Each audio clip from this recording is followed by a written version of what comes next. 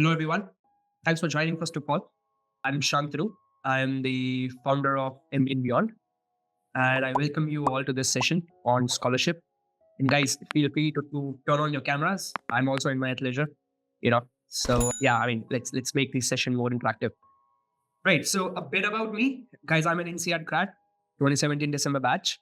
During INSEAD, people, they reached out to me for MBA application help on LinkedIn. I helped a couple of them. They got through.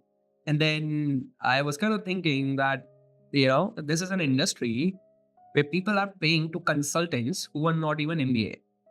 And you want to get advice on MBA, MBA admissions. So I was like, okay, there is a huge potential over here, right? Also, while I was there, I was doing my MBA, I kind of realized that majority of the people, they really don't know what they want.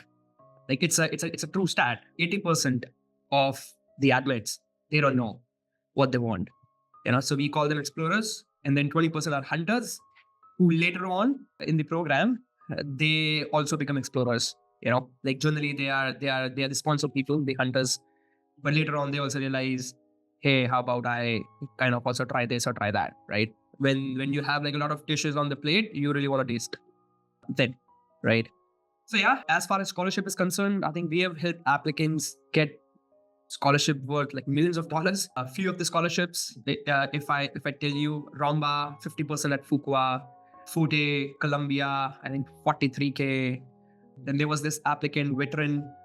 She was from Air Force. She got like 80K at Ross. John Hopkins, 120K. LBS, 100%. NCR is notorious for not giving scholarships, but still we could bag like 18K, 20K. So yeah, that's the way we have actually helped applicants. Today, you guys also have another speaker over here, Zishan. So Zishan, over to you. Please enlighten us about yourself. Thank you, Swan. So I am Zishan Jamil, born and brought up in India, did my undergrad in civil engineering from BIT Mesra, and then moved to US, then Middle East, worked in Saudi Arabia, Dubai, and then that's where I thought that I wouldn't want to get into an MBA, a prestigious MBA, and that's where MBA and Beyond helped me to get through. I kind of applied to 5 schools and got into 3 of them. I also secured a scholarship of 5,000 euros in ESCP Business School, where I'm currently admitted. And apart from this, I'm a huge Real Madrid fan. I enjoy football in my leisure time. And yeah, that's about me. Wonderful. Yeah, I actually forgot to tell you guys about what do I do in my leisure time. I mean, I also sort of, I wouldn't say waste, but utilize, my personal time. I like to play chess, poker. In the last 1.5 years, I've been mixing music and getting some gigs, so that's like alternate career path. But no, I'm just doing out of hobby. Okay, cool. So as per agenda, so we have few things to cover. The first one is types of MBA scholarships, right? Where we are going to talk about the need-based, merit-based, and diversity scholarships. Zishan, can you help us? If you can throw some information around what types of scholarship did you apply to, and what's your thought overall? Yeah, so I suppose there are majorly 3 different types of scholarships right now, and it all depends on your situation and strength. Where what are you going to apply for? I applied for entrepreneurship and social impact. I was able to bag both of them. So to start with, there is one need-based scholarship, which is mostly about if you are unable to pay your expenses and if you're able to prove it to the AdCom, they would consider that. They might require some documents around it, but then if it's like if you are able to showcase that, they would consider that. A couple of my batchmates, my college batchmates from my undergrad, they were able to get into Ross with need-based scholarship, where they were able to explain their financial situations. Then there comes your merit-based scholarship, which is all about your academics and how were you able to perform in your undergrad, in your GMAT or GRE for that matter. So if you've got a strong academic record and if you have got leadership experience, which you can actually showcase in your application with a very nice coherent story, there is a very huge chance that you would land up a merit-based scholarship. A diversity scholarship is something which is for underrepresented groups. Let's say if you have a very unique background, whether that's due to gender, ethnicity, or nationality, or something else. It's really very good that if you are able to highlight your unique perspective on that, they would be able to consider you for diversity scholarship. Apart from that, I mean, many colleges, many business schools, they do actually consider, they do have their own set of scholarships which you have to look into. Then you have to get in touch with somebody who is a part of the outcome, and he might help you, she might help you to understand more about that scholarship. For ESCP, I was able to see three different scholarships which were there on their website. One was social impact, then there was entrepreneurship, and then there was women in leadership. So you again need to check with on that. Yeah. Right, right. Thank you. And guys, if you're a woman, there are a bunch of scholarships available, like for example, Forte, right? Laid law, there are a bunch of others. And like one of the question which pops up is what sort of a scholarship should I apply to? All of them. If you're eligible, all of them. That's what you should do. And I guess the next topic in the agenda is eligibility requirement. And that was the thing that I thought also to speak at the moment. Eligibility is different for different types of scholarship, right? For example, Forte, in Forte, you need to be, so it's for women who demonstrate leadership and interest in advancing gender diversity in business, right? Then you also have Romba. Romba is reaching out MBA fellowship. Eligibility is LGBTQ plus individuals who have demonstrated leadership, and then there are other bunch of diversity scholarships like Zishan also mentioned. What you really need to do is when you visit the school's website, they clearly list all the scholarships over there, and they clearly mention, what sort of eligibility requirements are there. Like, Pardi also mentioned over here, scholarship for social impact, right? Can a doctor or a scientist apply under a diversity-based scholarship? Yes, you can.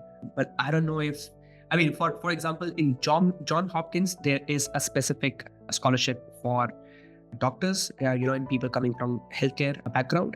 But in general, Anushka, we'll actually have to take a look into this. For scientists, it's something that we actually have to take a look into it and let you know, right? Yeah, and there are other diversity scholarships, for example, for non-profit. And if you really want to do the social impact thing, apart from scholarship, there's Zuckerberg Institute for non-profit leadership scholarship, especially in HPS.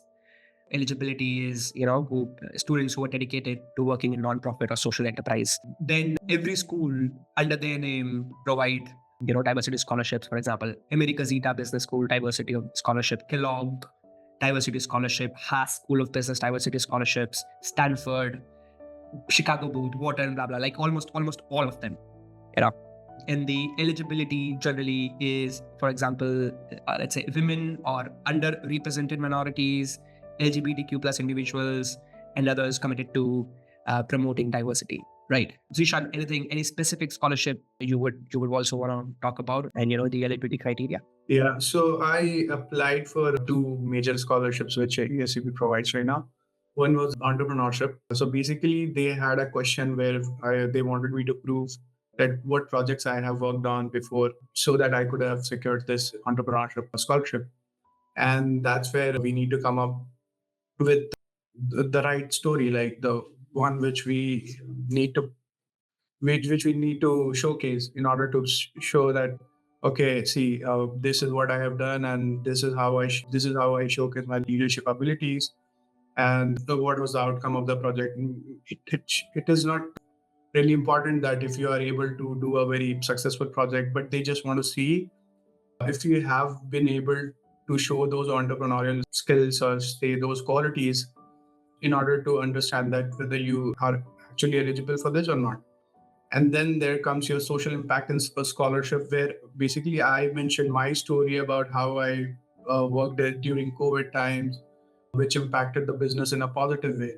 So, I mean, your application should showcase your abilities for the scholarship you are applying for. If you are applying for an entrepreneurial scholarship, you need to show your entrepreneurial skills.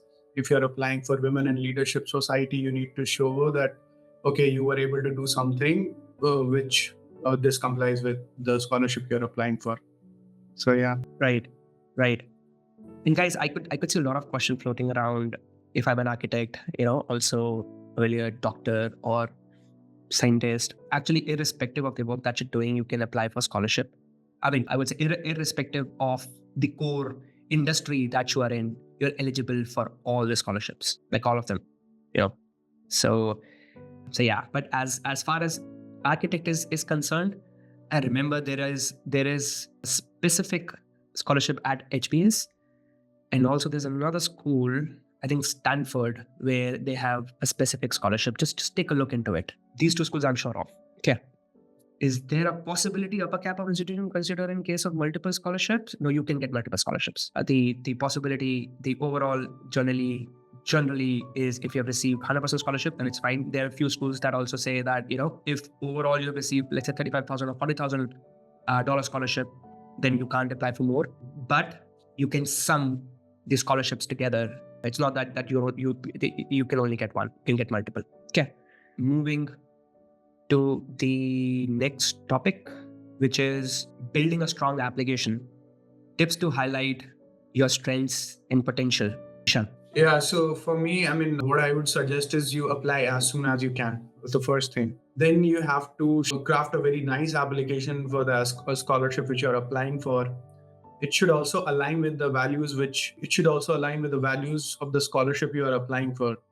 You have to be authentic, and of course, you have to show your skills in place. These 3-4 points I think are really very necessary. Apart from that, you need to be very coherent with your story. That story which you have put up in your MBA application, that's also comes into place. Like, there shouldn't be a discrepancy in what you have written in your MBA application and there is something in your scholarship application that needs to be in check. And again, a strong application would also have a strong academic record. Let's say if you're not able to have a good GPA, you should have a good GRE, GMAT score. And if not both of them, then of course you have to put in a lot of extra efforts in your application itself. So these 3-4 points really are important. Right. Thank you, Zishan.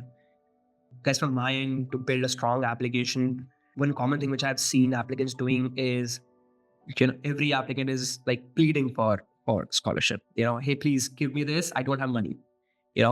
That's like a typical scholarship application that also people write the first draft when they work with us, right? But the way we see it is, it's an investment on you.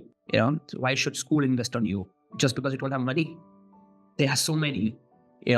So I personally feel it's extremely important to showcase the strength, to showcase the leadership skills you possess, and try to see it from a perspective that if someone is giving you money, what can you do for them? And that needs to come out through your essays. Also, like someone said, is score a mandate? Actually, scholarship comes after you get an admit, right? So yeah, score is a mandate. I mean, if school wants a score, it depends on what sort of school you're applying to. If you're getting through, and obviously schools need score. So yeah, having said that, during COVID, we had actually seen, even without scores, at that moment, they were giving GMAT waivers. At that time, schools gave they doled out scholarships even without the score. But as of now, I think schools are kind of back pre-COVID era. They're actually back to that. They do need score, right? So yeah, and other point over here, tips to highlight your strengths and potential is, you anyways would have highlighted a strength, and you anyways would have highlighted a leadership skill in your essays, right? In scholarship essays, you can reuse the content. So generally, like while building the application, what we do is we want to showcase different side of yours, right? So we would not repeat any content in the essays. It doesn't matter how many essays are there. We're not going to repeat content, right? But when it comes to scholarship, you can reuse that content. Yeah. So that's another way of thinking, like, what strength should I really talk about? Talk about that strength which made you get the admit. That's a strong anecdote, first of all, right? Right. I could see, guys, a lot of questions popping up. So Neha, Pardi, if you guys feel that any question, like whatever we are discussing, if any question we should take up straight away, we're gonna do that. Else we're gonna take it up in the end. Sorry, can I jump in for a second? Sure, go ahead. So I do see a lot of people asking how much GMAT or GRE score is important. So I've just shared a story of one of our candidates, Pooja Mittal, 630, got bagged a scholarship at INSEAD. While sometimes candidates even only helps to have a good score along with a good story. But yeah, Shantanu, you can maybe take that question with Zishan. Yeah, I mean, if you have a higher score, if you get a chance to impress someone with the score, why wouldn't you? Right? Having said that, if you have a decent score, so you already got through. You first of all have this score where school thinks you're good, you're fine, right? Beyond that, unless it's a merit-based scholarship, it doesn't play that big a role. Again, why the school should invest in you, that plays, a bigger role. Anything that would be. Yeah, so I mean, I didn't have a very strong GMAT score. I had a GMAT score of 615 with the new version. And they actually didn't even ask me about my GMAT score while working on my application. So I mean, again, I would say GMAT score would work wonders if you have a nice one, but if you don't have a good GMAT score, I don't think that would make much difference if it's not a merit-based scholarship, as Shantanu said. For the rest of the scholarships, I think your application itself should do the job. Yeah. Provided you guys spend a good amount of time on your applications, it's recommended from our experience that you spend at least 25 days per application. So you are, also devoting enough time to think through your scholarship story as well, which has to align with your overall application that you're sending. Yeah, indeed. And also the tone of scholarship matters a lot. Like the first thing that I said, like, are you pleading? You're saying, hey, I'm going to write this wave. Do you write along? I need scholarship, right? I mean, not being arrogant, but also, not being pleading, right? Just being confident on your own skills and asking the school to be a partner with you in achieving the goal that you're looking to achieve. Okay. Moving ahead, common mistakes. Are there a bunch of common mistakes? But Zishan, let's actually start with you. Go ahead, man. What do you think the common mistakes? Yeah, so one mistake, I talk about three mistakes. So the first one is, let's say, from what I've seen is I see a lot of applications with very generic essays. I mean, they have very similar tone and very similar stories they put up.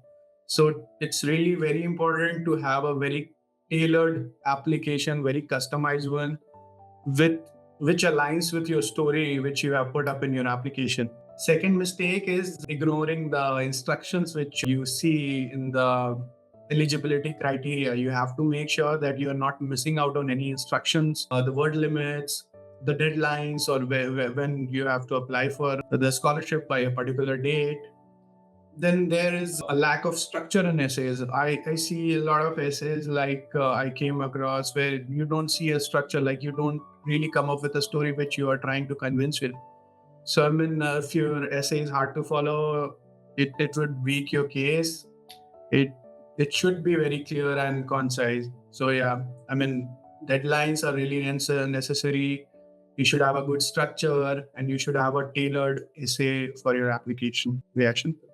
Right. My take over here is, after analyzing so many different applications, today I was watching Rishabh Pant, the cricketer, play shots. He does this reverse sweep. So let's say if he premeditates reverse sweep and the ball is a yorker, he would get out, right? Now all I'm trying to say is, a lot of times applicants have I need to tell this, and I have something in my head, it's premeditated, and I am going to tell this irrespective of whatever the question is, and then you're not answering the question, you're just speaking what is there in your head. That is one of the biggest mistakes that people make. You're not linking it with what they want, what's the eligibility criteria, or what even the question is saying. No, I just gotta tell this. So that's a very common mistake. Almost everyone makes it. The other thing, like Zishan mentioned, there is an eligibility criteria for a reason. So if you know what the criteria is, play on it, talk about it. Don't say I'm eligible. Just tell them that I'm hitting balls out of the park continuously. Here are the examples. Blah blah blah and blah. Right. So you need to tweak your scholarship essays basis the eligibility criteria. Generally people are like, all right, cool, I'm eligible. That's it, done. Now I'm gonna say what I want to say. But no, you also got to tweak. What works in one type of scholarship application might not work in the other. So you need to be careful with that.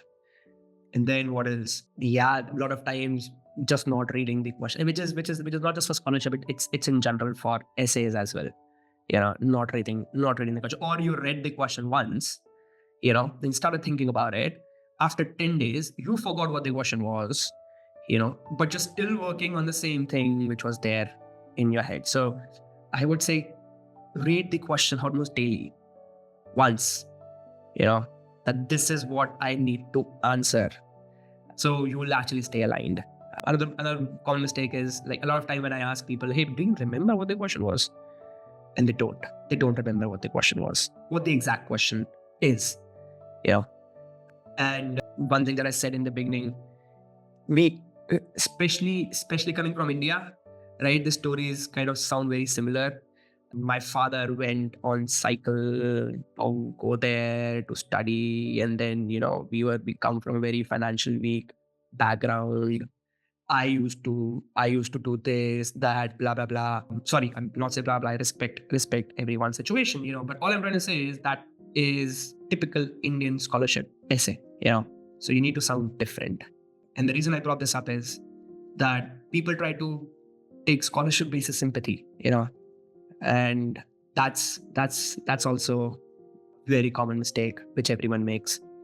I would say take scholarship basis your talent and simultaneously showcasing that indeed you need financial aid, but you're deserving enough, Yeah, and then the other one would be not following any structure, For example, let's say if you have to tell an anecdote, right?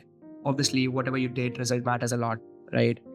But the result would come out because of the actions you took, right? But what people do is people are going to explain situation, people are going to explain context in like 150 words. So once upon a time, this is what happened, this is what was happening, I was thinking about this, my manager was doing that, and then only put a couple of actions or 3 actions. I did this and that, and boom, result happened. So I think you should focus more on actions, because your action, what you did, is actually going to get you in, not what the situation was, right? What you did, and eventually did you move the success meter, right? That is going to get you in. So focus more there, right? Any related question as of now? Let me just quickly glance through. I think, Shantanu, many people want to know which rounds should they be looking at for scholarships. So maybe you could talk a little bit about that, since round 2 is nearing. So yeah. It's always earlier the better. But Zishan, what has your experience been? Yeah, so I would say that the best scholarships, so there are many scholarships and you have different deadlines for each of them, right? So the earlier you apply, the better it is. Like after you are admitted, you should start looking for applications, all the deadlines. You should have a document in place where you have these dates, that by this date you are going to apply for this particular school, because also you have less competition in earlier rounds and you have more funds available from the admin com side. In the late rounds, you have very limited availability, and then you have increased competition, and the strategies are a little riskier there. So I would suggest the earlier you apply, by round 1, maximum round 2, that's better. Yeah, I would totally agree. It's always earlier the better. R3, forget about it. 2 you still can get, but obviously the competition is differ, and also they've already doled out quite a few scholarships. Yeah, Nagjam, you raise your hand. Hi. While you said round 1 and round 2 are better options, is there a difference between September intake and January intake? The number of scholarships, would you say differ? Not really, doesn't. See, thank you. Pranavs. Yeah, hi. As I could see in the chat, that most of the scholarship list is available on the school website, right? So I should be applying for the scholarships once I have an admit from a particular school, correct? It depends. It depends. For example, in USB schools, you don't have to write like a separate thing. They would consider you. But for example, European business schools, you'll actually have to write, and they would tell you when to give it, when to submit the scholarship essay. Okay. So Um, basically, in US schools, it's merit-based scholarship. So none external scholarships are available in US-based B schools. The external scholarship you anyways can apply like any like it's then it's not school related, right? What I'm saying is that what's mentioned on the school website is that schools also have tie up with those scholarship people, right? Or the companies, the organizations, actually organization is the right word. So they consider you all. It's like you're automatically enrolled the moment you apply. As far as external scholarships are concerned, you have to apply there, get the scholarship, and then they are going to disperse the funds to your school. Okay, wonderful. Thank you so much. It is after an admit, correct? For US. For external, after admit, but the internal ones which are listed on the school website, it actually happens during the process. Noted. Thank you. Yeah, so just to clarify a little more here, the deadline of a certain external scholarship may or may not, be before or maybe before or after your school's respective deadline. So, but the disbursement will only happen after you, of course, have gotten an admit. Okay, thank you. Right. And then I saw, like few questions on voluntary experiences, how does social impact help? So honestly, guys, you really don't have to join an NGO or anything. We've actually backed scholarship without, applicant didn't do any NGO or anything. What really matters is there a cause you stand for? And if you do, then there would be something you would have done about it, right? For example, one of the applicant, what she said is that, I went to Allreg, I was the rig manager. I went over there, then I realized that the PPE kits that they have over there are not made for women. They are made for men. Even the shoes, you don't have a separate toilet over there. So why? So and then, but what you say is that the women participation is low. And what you said is, but I kind of feel that the environment is not conducive. She fixed it. She fought for like good 1.5 years. She got some funding from the managers, and she got a separate toilet bill. She got separate PPE kits for women. And then she said that over the time, after 2 years, the female participation increased from a meager 1 or 2% to 30%. Right? There's no NGO involved over here. No voluntary work involved over here. She did something in her company. So it's more about the cause you stand for, right? Rather than I give time over there. I hope I answer your question, guys. I hope what I mean is conveyed.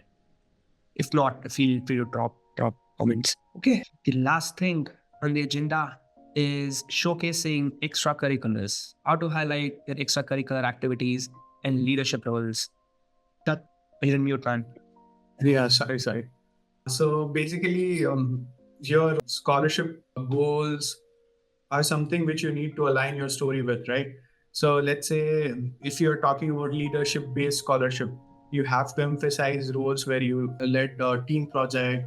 Let's say if you are applying for social impact scholarship, then you have to focus on activities related to community services or volunteering or social initiatives for that matter. Let's say if you're applying for academic scholarships, then you need to be very well aligned with competitions, the sporting activities which you have showcased or you have worked on previously. So basically what I'm saying is you have to align your stories with scholarship goals.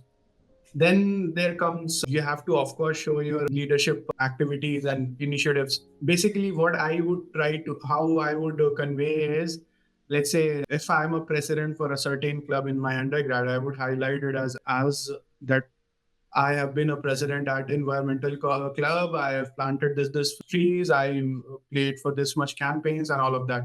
So they actually seek leaders. They are looking for leadership qualities. And if you are able to demonstrate that, very well, very nice. Then you have to also show your long-term commitments that you are aligned with those goals. Let's say if you are constantly involved with extracurricular activities, it shows your dedication, it shows the resilience on your side that you are sticking to a particular cause, and this should come across in your applications as well. And of course, the impacts and results, like what action did you do and what impact it had and what was the result out of it. For example, let's say if you did a fundraising event where you raised $1,000, $10,000 for charity, and you involved 200 participants, and this led to a particular positive impact. So, I mean, I would say that you have to be very concise with the application. We have to actually understand what the goals of the scholarship are, like what is it asking for in real sense. And then you, of course, need to align your story with that. You have to demonstrate your leadership abilities. You have to show what impact did it have, the actions which you took, on the results, and then again your long-term commitments if you secure a scholarship. Anthony, if you want to add something onto it. No, indeed, what you just mentioned really helps. And the other ECs, I was also thinking, example, like one of the examples, the girl who bagged 100% scholarship at LBS, the way she brought her ECs in, was she mentioned that I was 10 when I went out for studies to boarding school, and as a girl, I kind of felt a little timid, and then I picked up karate. Now just trying to see karate as an EC, you would know a lot of people who would do karate, right? But just now just look at the spin, right? So she says, I learned karate, and over the time I kind of realized I earlier thought that the world is about muscle power, but karate taught me no, it's muscle plus mind, and mind is bigger than muscle, and it really changed my outlook. It gave me more confidence in life. And then even the job that now I'm doing, I think that confidence has given me enough push to be a leader and then throw an example. And then what she says is that I would continuously look out for such activities. I would like to contribute from my end by such activities at the school or even after the school, after the MBA program. So this way it helps. And obviously if you're really your true self, right? Your true self would be in personal and professional life both, right? It's not that it's only visible in professional life but not in personal life, right? So we recommend, if you're throwing up a case for scholarship, if you're saying about something, then it needs to come out from both professional and personal. And when we say personal, that is exactly where the ECs come into picture, and we focus more on social leadership, a leadership in a social, having a social aspect. Okay, so there was this question I read. It says, you mentioned that some schools are more selective, other schools that are more or less generous to get the scholarships for. I guess what you're saying is when you're haggling for scholarships, I mean, that's a wonderful time, I really, really love that.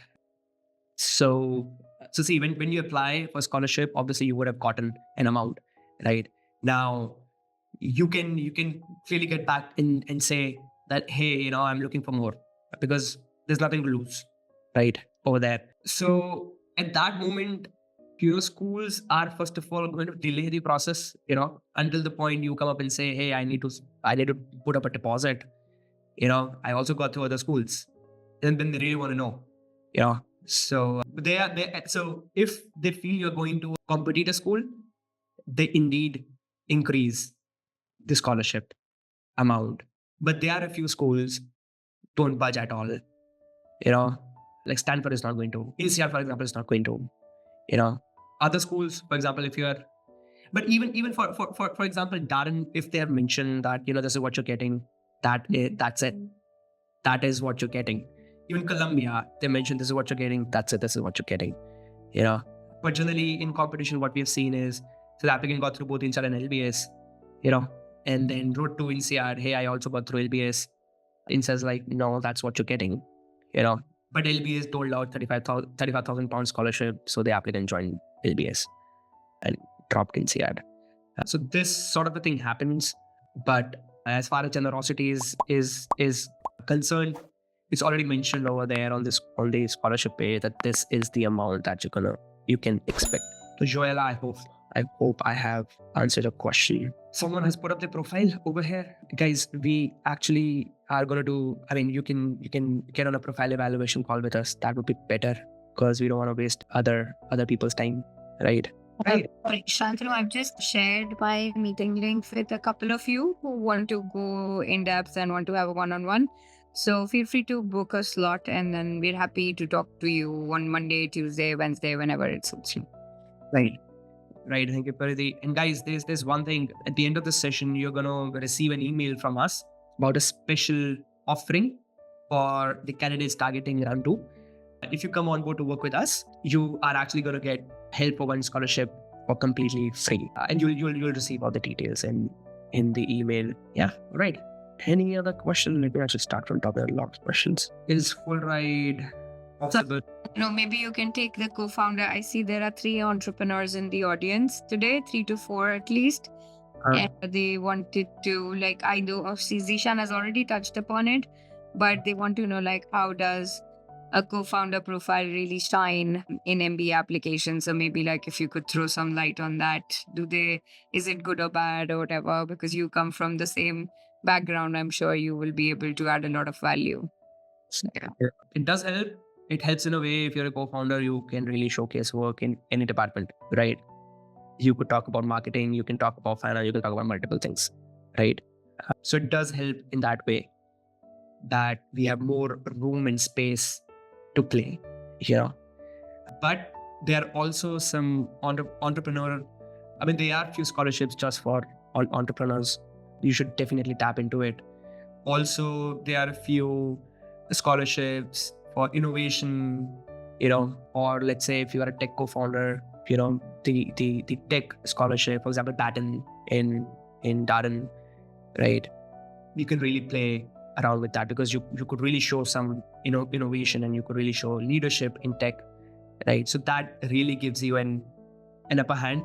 Having said that, even if you're not a co-founder of a company, they're open for you. All you need is a damn good anecdote, Just with the co-founder, like I said, it's about the play area becomes bigger. You can pick multiple stuff from multiple places, right? Okay, was the right time to apply for scholarship? I think we have taken it. The UK MBA landscape, right? I think we actually had a session on the UK MBA scholarship. What was the name? I forgot. What was the name of that scholarship? Paridhi Neha. We just had, like, I think a couple of weeks ago. On Commonwealth and Shivani?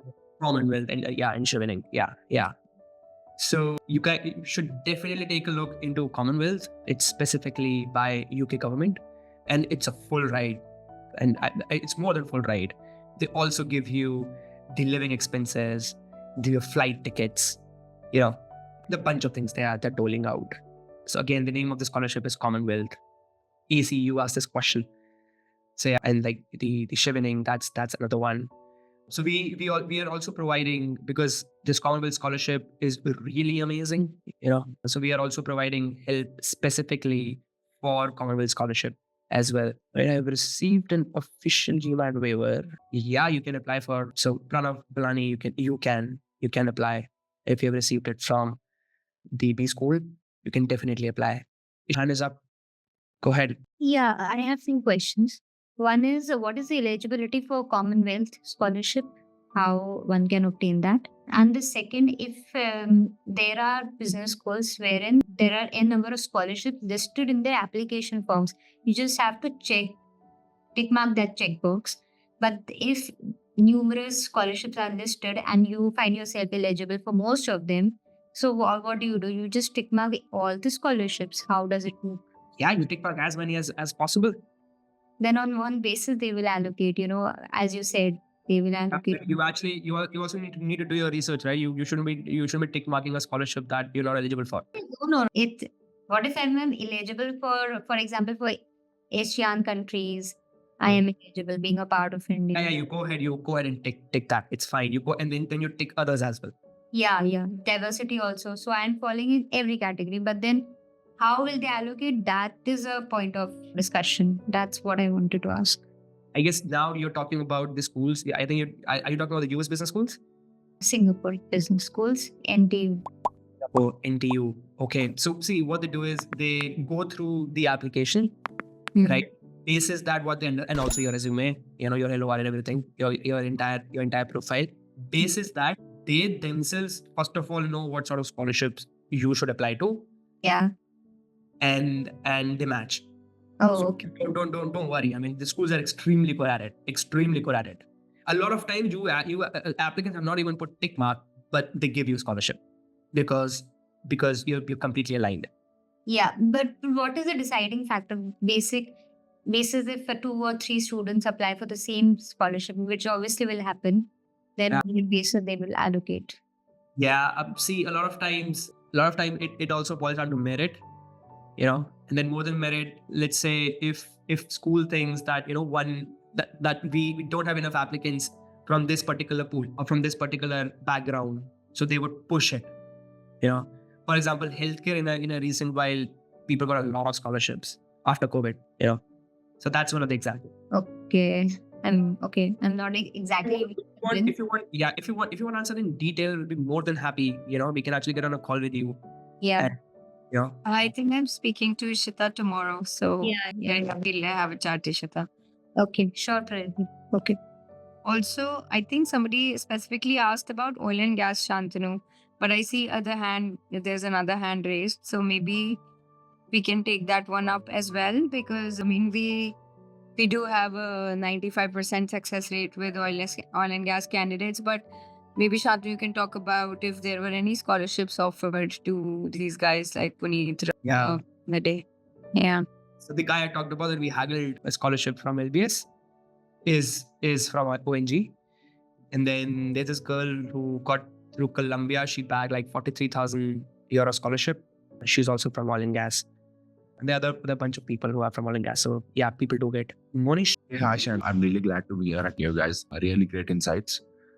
I just wanted to know, like, in terms of entrepreneurship scholarships, because you're an entrepreneur, like if you're co-founder something, does that mean your chances of getting a need-based scholarship go lower? Not really. Not really. See, every scholarship, it's a very good question, though. I never thought about it. But it's a very good question. So see, eventually it's about the eligibility criteria, man.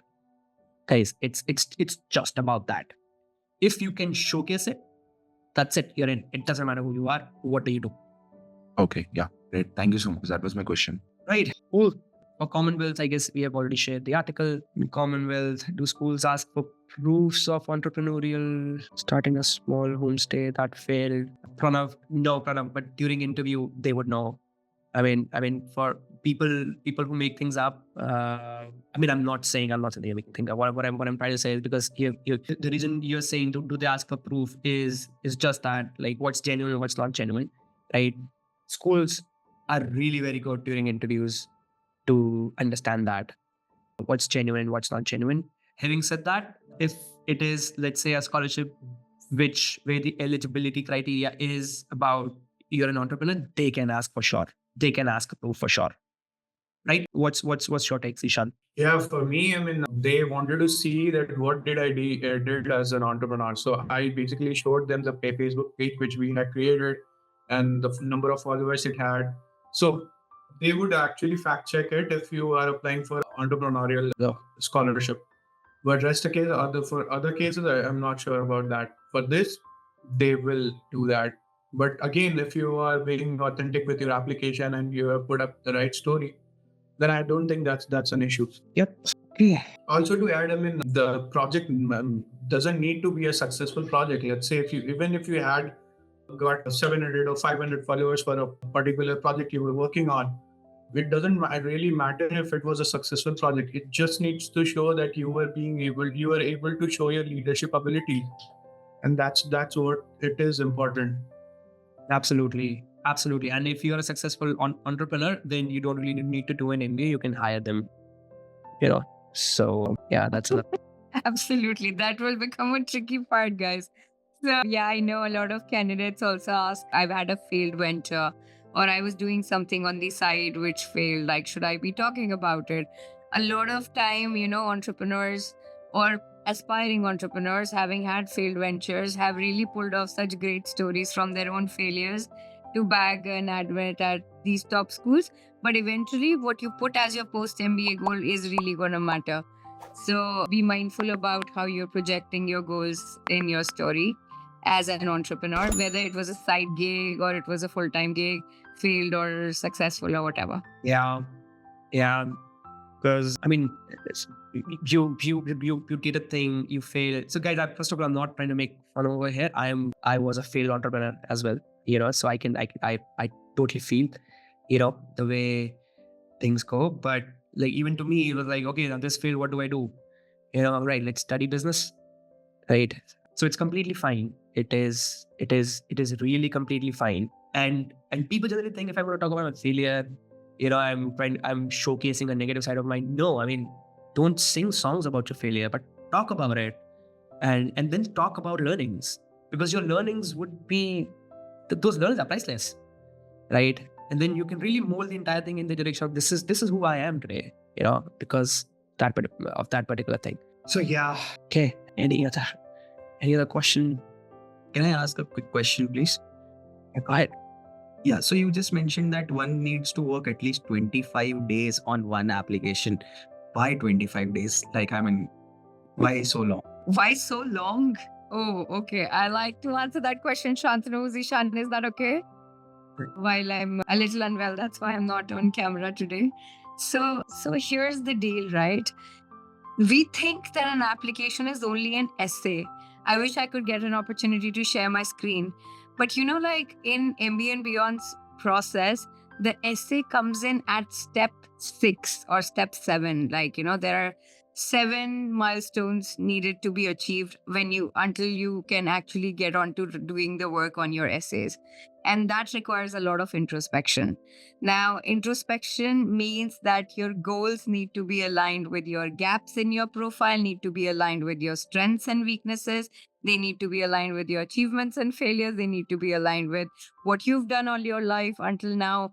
Why do you think an MBA is now necessary? And finally, explaining why the MBA is right now the need for you. Knowing that narrative itself, at least an MBA and Beyond school of thought, takes 2 to 3 weeks for each candidate if you are really doing this well. So this amounts to not writing essays at all, but the essay work will eventually start after.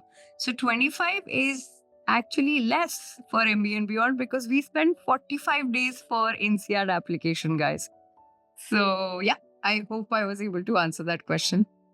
Just to add more to this, it might take like 3 hours to make an investment pitch deck, but it takes months for today's investment. And the biggest difference, the reason it takes time is you really need to have a proper story, right? So I mean, if you just talk about writing the essays, it's not going to take 25 days. It's probably highly going to take a day. But if you need a story, if you need a proper strategy where everything is connected, right? And it's not that you are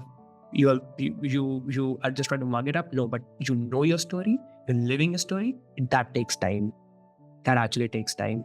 And what happens with this is that what you've seen over the time is that once the applicant is sure of the story, they're sure that, yeah, exactly, this is what I'm going to go ahead with. Dude, the applicant, it's some magic that happens. The applicant themselves, come up with more stuff. See, we don't have a magic wand. I mean, I can't, just say, okay, that this corner is going to work, right? So it's eventually, we partner up with the applicants. We explore you, we help you explore, right? And then eventually we bring the applicant to a stage where the applicant themselves are kind of building a lot of stuff. And that takes time. That answers my question. I think so. Shantanu, we've got a minute and somebody is quickly asking, and I think it's not related to the topic, but I think they're debating between Jan intake versus September intake. I think should ask that. So maybe you can use that last minute to talk about your INSEAD experience for the speaker. Yeah, I think you're breaking up. You can hear me fine, right? Sorry. Yes, perfect. There's not much difference. The biggest difference is actually an internship. And also I would say the break in between. A lot of people go out for, so Jan intake has internship in between. September intake does not. So I was just speaking with one of the applicants, she just started the program and she's like, it's very fast. Like, yeah, I know it's very fast. And then she's like, Now I just realized I don't even have a break in between because there's gonna be no break, after every period, So all the 5 periods, 8 weeks each, boom, done. I personally feel a break in between was very useful to me because the 10-month program is a very fast-paced program. It gave me enough time to think that, hey, I mean, like, what am I doing? I mean, I'm just doing things out of fear, out of FOMO, because others are doing it, or am I really doing what I wanted to do?